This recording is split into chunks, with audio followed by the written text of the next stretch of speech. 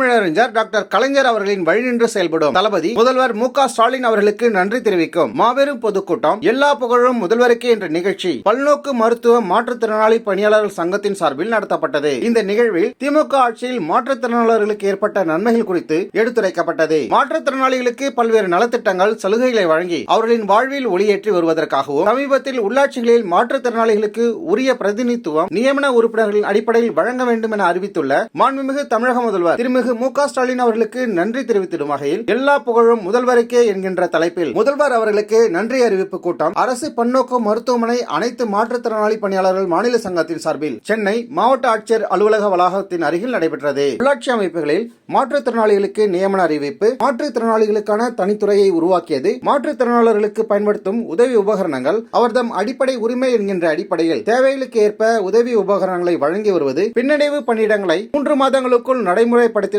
சூளுரைத்து துறையின் செயல்பாட்டை துரிதப்படுத்தியது, அனைவருக்கும் வீடு என்கின்ற இலக்கில் மாற்றுத்திறனாளி குடும்பங்களை இணைத்து அவர்களை சமூக நீரோட்டத்தில் இணைப்பது, அனைத்து அமைச்சகங்களுக்கான நிதி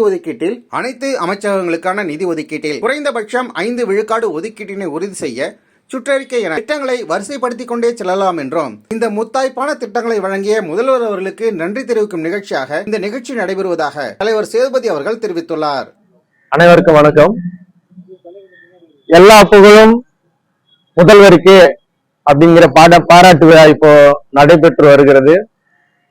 அரசு துறையில் பொது சுகாதாரத்துறையில் பணியாற்றி வருகின்ற பல்நோக்கு மருத்துவமனை மாற்றுத்திறனாளி பணியாளர்கள் மாநில சங்கம் மற்றும் டிபிஓ பேரவை மற்றும் உதவிக்கரம் அமைப்புகள் இணைந்து இந்த பாராட்டு விழாவினை நடத்தி வருகிறோம். உள்ளாட்சி மன்றங்களில் மாற்றுத்திறனாளி அனைவருக்கும் பிரதிநிதித்துவத்தின் அடிப்படையில் இடஒதுக்கீடு வழங்கியுள்ள மாண்புமிகு முதலமைச்சர் அவர்களுக்கு இந்த பாராட்டு விழாவினை தற்போது நடத்தி வருகிறோம். இது ஒத்திகை தான். இதனுடைய மிகப்பெரிய ஒரு பாராட்டு விழா ஏற்பாடு செய்யறதுக்காக நாங்க இருக்கிறோம். ஏன்னா மாற்றுத்திறனாளிகள் சமூகத்துல அவங்க முன்னேறி வர்றதுக்கான பல நல்ல திட்டங்களை மாண்புமிகு முதலமைச்சர் அவர்களும் துணை முதலமைச்சர் அவர்களும் சட்டமன்ற உறுப்பினர்களும் அவங்க எடுத்துட்டு வந்துட்டு இருக்கிறாங்க. அதனால எங்களுடைய இந்த மிகப்பெரிய பாராட்டுதல்களை அவங்களுக்கு தெரிவிச்சுக்கணும்ட்டு நாங்க இதுல எல்லாரும் ஒருங்கிணைந்து செஞ்சிருக்கிறோம். இது ஒரு ஒத்திகை தான். மாண்புமிகு முதலமைச்சர் அவர்கள் எங்களுக்கு ஒரு இந்த பாராட்டு விழாவினை நடத்துறதுக்கு அவங்க அனுமதி தரணும் அப்படின்றது உங்கள் ஊடகத்தின் வாயிலாக அவங்களை கேட்டுக்கிறோம். மாண்புமிகு முதலமைச்சர் அவர்கள் அரசு துறைகளில் பணியாற்றி வருகின்ற மாற்றுத்திறனாளிகளுக்கு ஏற்கனவே நாங்க சொல்ல வேண்டியதில்லை. மாண்புமிகு துணை முதலமைச்சர் அவர்கள் சொல்லியிருக்கிறாங்க. மாற்றுத்திறனாளிகள் அரசாணை 151 படி பணி நிரந்தரம் செய்யறதுக்கு ஆயத்தம் செய்யணும் அப்படின்றது வலியுறுத்தி இருக்கிறாங்க. அதனை கூடிய விரைவில் அவங்க செஞ்சு தரணும்ன்றது மிகப்பெரிய ஒரு வேண்டுதலா நாங்க இக்கூட்டத்துல தெரிவிக்கிறோம்.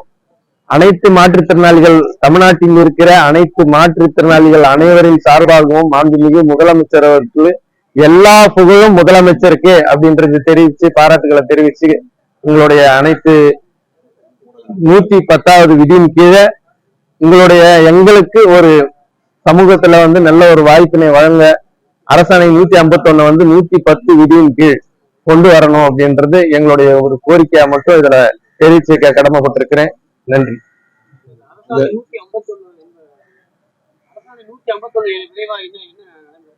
அரசாணை 151 பாத்தீங்கன்னா மாற்றுத்திறனாளிகள் அரசு துறைகள்ல பணியாற்றுகின்ற மாற்றுத்திறனாளிகள் தொகுப்பூதியத்துல வேலை செஞ்சுட்டு இருந்தாங்கன்னா 2 வருஷம் முடிஞ்சிருச்சுன்னா அரசாணை 151 விதியின்படி அது கவர்மெண்ட் பணி நிரந்தரம் செய்யணும். அது டாக்டர் கலைஞர் அவர்களால் கொண்டு வரப்பட்டது. கடந்த 12-13 வருஷமா அது கிடப்பிலேயே இருக்கு. இப்போ நம்முடைய மாண்புமிகு துணை முதலமைச்சர் அவர்களும் டாக்டர் எழிலன் அவர்களும் மாண்புமிகு சட்டமன்ற உறுப்பினர் எழிலன் மற்றும் யுனிகோ இருதயராஜ் ஐயா அவர்களும் சட்டமன்றத்துல கவனம் ஈர்த்திருக்கிறாங்க. அது நடைமுறைக்கு வந்துகிட்டு தான் இருக்குது. ஆனா விரைவா செயல்படுத்தி எங்களுக்கு ஒரு நல்ல வாழ்க்கையை எல்லாருக்கும் வயசாகுதுன்றதுனால மாண்புமிகு முதலமைச்சர் கையால நாங்க பணி நிரந்தரத்தை வாங்கணும் அப்படின்ற ஒரு மிகப்பெரிய ஆவலோட காத்துக்கிட்டு இருக்கிறோம். பொது சுகாதாரத்துறையில எடுத்துக்கிட்டீங்கன்னா அதிகப்படியா பொது சுகாதாரத்துறையில மொத்த டிபார்ட்மெண்ட்ல இருக்கிறது 350 பேர் தான். அதிகப்படியா யாரும் கிடையாது.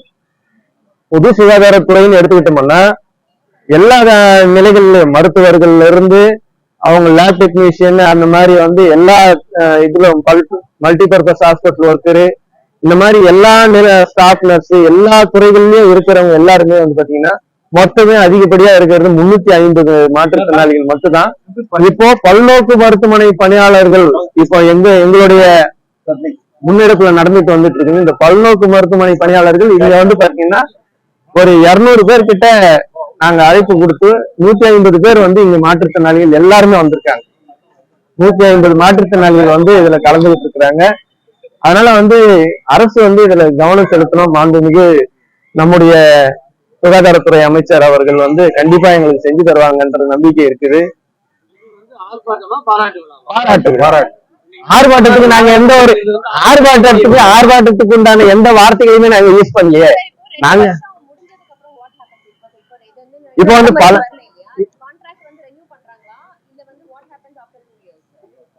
அதாவது ஐயோ வந்து தொடர்ந்து வந்து பணி கொடுத்துதான் இருக்கிறாங்க. எந்த விதமான இடைவெளியும் இல்லாம தொடர்ந்து பணி கொடுத்துட்டு இருக்காங்க. பணி வந்து கடந்த 10 ஆண்டுகளா செஞ்சுதான் இருக்கிறாங்க.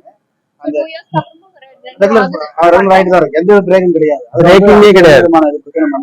ஆனா இவங்க வந்து இந்த கூட்டம் எதுக்குன்னு கேட்டா 2 விஷயத்துக்கு கூட்டம். ஒண்ணு வந்து பாத்தீங்கன்னா உள்ளாட்சித்துறையில வந்து ஒதுக்கீடு பண்ண நம்ம முக ஸ்டாலின் ஐயா அவர்களுக்கு வந்து முதல்வருக்கு வந்து நன்றி தெரிவித்திருக்கோம்.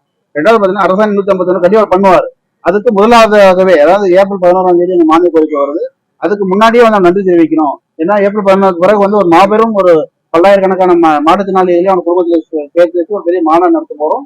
அதுக்கு முதல்வர் வந்து ஒரு 3 முதல் 5 மணித்துளிகள் நேரம் கொடுத்தாங்கன்னா நல்லா இருக்கும் அப்படிங்கிற ஒரு கவனம் இருப்பதான் அது. இதெல்லாம் நன்றி தெரிவிக்கிற கூட்டம். ஏன்னா உங்களுக்கு தெரியும் கலைஞர் அவருடைய சாதனைகள் பார்த்தோம்னா வந்து எடுத்துக்கோதா எண்ணில் அடங்கான்னு சொல்லுவாங்க. அந்த அளவுக்கு வந்து மாற்றுத்திறனாளிகள் செஞ்சிருக்காங்க. அதாவது மாற்றுத்திறனாளியுடைய முகவரியை அவர் மாத்திருக்காரு. ஊனமுற்றோருங்கிற முகவரியை மாற்றி மாற்றுத்திறனாளி கொடுத்தவர் தான் மாபெரும் பணியை செஞ்சவர் நம்முடைய முன்னாள் முதல்வர் கலைஞர். ஆகவே வந்து எல்லா புகழும் கலைஞருக்கேன்னு நம்ம முதல்ல பிளான் பண்ண 2 வருஷம் முன்னாடி. இப்போ வந்து என்ன பண்ணோம்னா எல்லா புகழும் கலைஞருக்கு அதனுடைய அதிலும் குறிப்பா வந்து நம்முடைய முதல்வருக்கு அந்த புகழ் போய் சேரணும். ஏன்னா அவரோட சமீபத்தியோட அறிவிப்பு வந்து அந்த அளவுக்கு கொஞ்சம் எல்லாரும் வந்து முக்கிய கொள்ள வைக்கிறது. ஏன்னா கிட்டத்தட்ட 40 ஆண்டுகளுக்கு மேல வந்து ஒரு பிரதிநிதித்துவம் கேட்டு இருக்கோம். அதை வந்து கிட்டத்தட்ட ஒரு 4 நிமிஷத்துல வந்து அதுக்கான ஒரு விடிவு கொடுத்துட்டாரு நம்ம தலைவர் மு.க. ஸ்டாலின் அவர்கள். அதுக்கு வந்து நாம் முதல்ல முந்திக்கணும். நிறைய மாற்றுத்திறனாளி அமைப்புகள் வந்து உங்களுக்கு பண்ணணும்னு ஆசைப்படுறாங்க. நாங்க வந்து முதல் முந்திக்கிறோம். முந்திட்டு வந்து ஒரு நன்றி தெரிவிக்கிறோம். அதே மாதிரி பாத்தீங்கன்னா ஒரு கலைவாணர் அரங்கத்துல ஒரு பல்லாயிரக்கணக்கான மாற்றுத்திறனாளி திரட்டி ஒரு மாநாடு நடத்தி அவர் நன்றி தெரிவிக்கணும் அப்படிங்கிற என்னுடைய எய்ம். அதுக்கு பொதுவாக உங்களுக்கு எல்லாம் தெரியும். இப்ப தெருவில் வந்து போடும்போது வந்து போராட்டத்தான் இறங்குவாங்க. ஆனா நாங்க தெருவிலேயே வந்து பாத்தீங்கன்னா நன்றி தெரிவிக்கிற கூட்டம் கூட்டி பாராட்டு கூட்டியிருக்கோம். இது வந்து எங்களுடைய காவல்துறையும் சரி, ஊடக நண்பர்களும் சரி, முதலமைச்சர்களுக்கு வந்து உங்களால் தான் கொண்டு போக முடியும். நீங்க தான் எங்களுடைய என்ன சொல்றதுன்னா கோவில்நாதருக்கு குரலாகவும் வீட்டில் வழியாக இருக்கக்கூடிய ஊடக நண்பர்கள். நீங்க வந்து எங்களுடைய நன்றி தெரிவிக்கிற கூட்டத்தை நன்றி தெரிவிக்கிற விஷயத்தை நீங்க தளபதி அவர்கள் கொண்டு போனீங்கன்னா நிச்சயமா வந்து எங்களுக்கு வந்து ஒரு பிரச்சனையே கிடையாது. ஆக்சுவலா எங்களுக்கு மிகப்பெரிய கண்ணுக்கு புலப்படாத வந்து நிறைய அரசு செய்யணும்னு ஆசைப்படுறாங்க. அதுக்கான முன்னெடுப்புகள் வந்து பிரகாசமா இருக்குது. அதுக்கு வந்து நாங்க வந்து நன்றி தெரிவிக்கிற ஒரு கூட்டம் தான் அது. இதுல வந்து பாத்தீங்கன்னா நம்ம தலைவர் இருக்காங்க. எனக்கு எக்ஸோரா அமைப்பு சொல்ல போனா எக்ஸோரா அமைப்பு நிர்மல் சார் தான் இந்த தலைப்பு எங்களுக்கு பயன் பண்ணாரு. எல்லா புகழும் கலைஞர்கள் நிகழ்ச்சி போடுவோம், நம்ம வந்து தலைவர் தளபதி கூடுவோம்னு சொன்னாரு. அதுக்காக 2 வருஷமா நாங்க தலைவர் முயற்சி பண்ணிட்டு இருக்கோம். அதனுடைய இப்போதைய தலைவர் வந்து எக்ஸோரா அமைப்புடைய இவர் நம்ம செந்தில் பாலி சார் வந்திருக்காங்க.